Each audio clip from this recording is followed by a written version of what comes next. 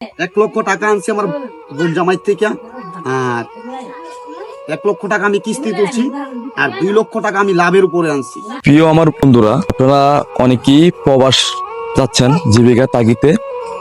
আপনারা জেনে শুনে প্রবাস যাবেন, দালালের চক্র পরে অনেকেই নিঃস্ব হয়ে যাচ্ছে। তারই প্রমাণ আমার সামনে যাকে দেখছেন, এই সজীব দা। উনি 7-8 মাস যাবৎ উনি 5 লক্ষ টাকা দিয়েছেন যে দালালকে ওনাকে প্রবাস নিবে বলে। ওনাকে ঘোরাচ্ছে এবং উনি 4 বার বাংলাদেশ এয়ারপোর্ট থেকে ফেরত আসছে এবং মালদ্বীপ এয়ারপোর্ট থেকে একবার ফেরত আসছে। দালাল চক্র পরে একটা ফ্যামিলি একবার নিঃস্ব হয়ে যাচ্ছে। আমি দেখাচ্ছি, আমার সাথে রয়েছেন এই সজীব দা নামে একজন। উনি 4 বার বাংলাদেশ এয়ারপোর্ট ফেরত আসছে। তো উনি আজকে জানবো ওনার সাথে কি হয়েছে। সজীব দা কেমন আছেন? জি ভালো আছি। আচ্ছা, তো আপনার সাথে কি হয়েছিল একটু কিছু বলতেন যদি। আমার সাথে কি হয়েছিল, আমি সৌদিতে আসার পর ওনার সাথে খুব ক্লোজ ছিলাম। তখন উনি বলতেছে, সজীব দা আপনি কিছু টাকা পয়সা বাস করেন, আমি আপনাকে পাঠিয়ে দিচ্ছি। তখন ওনাকে আমি, এটা কে দালাল? দালাল যেতে আপনার নিবে। চাপে কি হয়, উনি কি হয়? উনি আসলে মূলত আমার ফ্রেন্ড হিসাবে পরিচিত, তারপরে আত্মীয় স্বজনের মাঝে বিয়ে শাদী করছে। আচ্ছা, এখন তে আমার নিবো কই সেরা ফ্লাইট যেদিন, এদিন কইছে ভাই আপনার ফ্লাইটটা হইতো না, প্রথম ভিসাটা ক্যান্সেল হয়ে যায়। হওয়ার পরে সেদিক থেকে বাইগা যাওয়ার পর আমাদের ভিতরে একটা মারামারি হইলো ওনার বাইরার সাথে। আচ্ছা। মারামারি হওয়ার পরও সুভাষ কাকা এটা ফয়সালা করে দিচ্ছে যাতে আমরা ঝামেলা না করি, যেটাই করবে।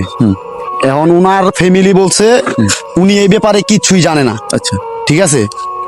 যখন ইদানিং গ্যাঞ্জাম বাঁধার পরে এটা ফয়সালা হলো 1 লক্ষ টাকা দিলে আমি মালদ্বীপে যেতে পারবো। তখন আমি বলছি আমি এখন 50,000 টাকা দেবো, এরপরেও কিভাবে দেবো টাকাটা, আমারে নিয়া টিকিট কাইটা বিমানও উড়ার 1 ঘন্টা পরে টাকাটা দিবেন। কিন্তু টাকাটা আমার রেডি ছিল, মানে যে নিবিতে বলছে ও, নাকি? হ্যাঁ, টাকাটা দেওয়ার কথা। যে এটা কোন রাষ্ট্রে? মালদ্বীপের জন্য টাকাটা দেওয়া হেলাল বাইরে। আচ্ছা, আমি আমি ক্লিয়ার করি, আপনার ভিসাটা কি ফ্রি ভিসা? ভিসাটা হচ্ছে ওয়ার পারমিট, মানে ফ্রি ভিসা বলতে কিছুই নাই, এটা আমরা জানি। আচ্ছা, এখন ওয়ার পারমিট মানে তোর আন্ডারে আমি গেছি, তোরে কিছু উমানের সিস্টেমটা আমি বলি। উমানে তোর কোম্পানির আন্ডারে আমি গেছি, আমি তোরে মাসে একটা ফয়দা দিয়া বাইরে কাজ করার সিস্টেম আছে। আচ্ছা, এরকম সিস্টেম ফ্রি ভিসাটা। তো এর ভিতরে সে আমারে কথাবার্তি বলার পরে, পেঁচ ভাঙার পরে 4-5 দিন আগে পেঁচ ভাঙার পরে একটা টিকিট পাঠাইলো, সবকিছু কাগজপত্র আমার দিল। দেওয়ার পরে আমি বৃহস্পতিবার বাড়ি থেকে বেরিয়ে গেলাম। শুক্রবার সকাল 9:35 আমার ফ্লাইট হয়েছে। ফ্লাইট শুক্রবার 9:35 হয়েছে। আমি শনিবার আসছেন ফেরত? শনিবারে ফেরত আসছি। শনিবারে মালদ্বীপের টাইম 1:50 বিমানে উঠছি, বাংলাদেশ আইসা নামছি 7টার দিকে।